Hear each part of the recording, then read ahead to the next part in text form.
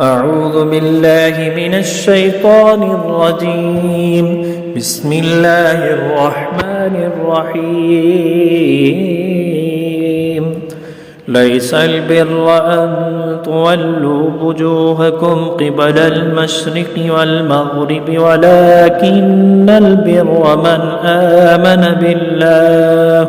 من آمن بالله واليوم الآخر والملائكة والكتاب والنبيين وآتى المال على حبه ذوي القربى واليتامى والمساكين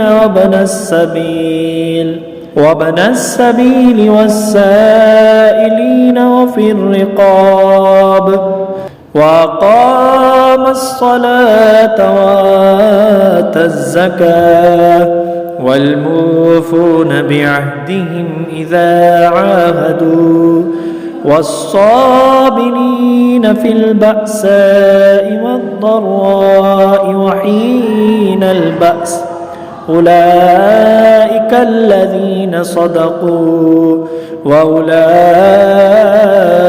هم المتقون. يا أيها الذين آمنوا كتب عليكم القصاص في القتلى الحر بالحر والعبد بالعبد والأنثى بالأنثى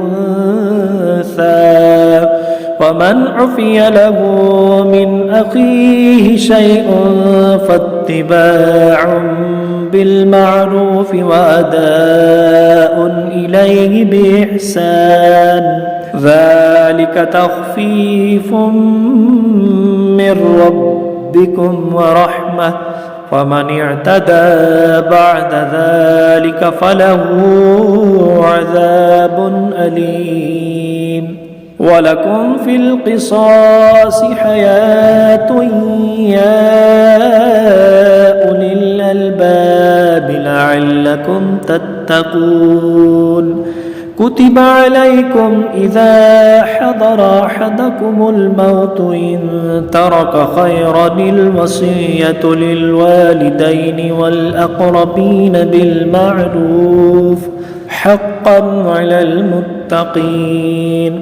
فمن بدله بعدما سمعه فإنما إثمه على الذين يبدلونه إن الله سميع عليم.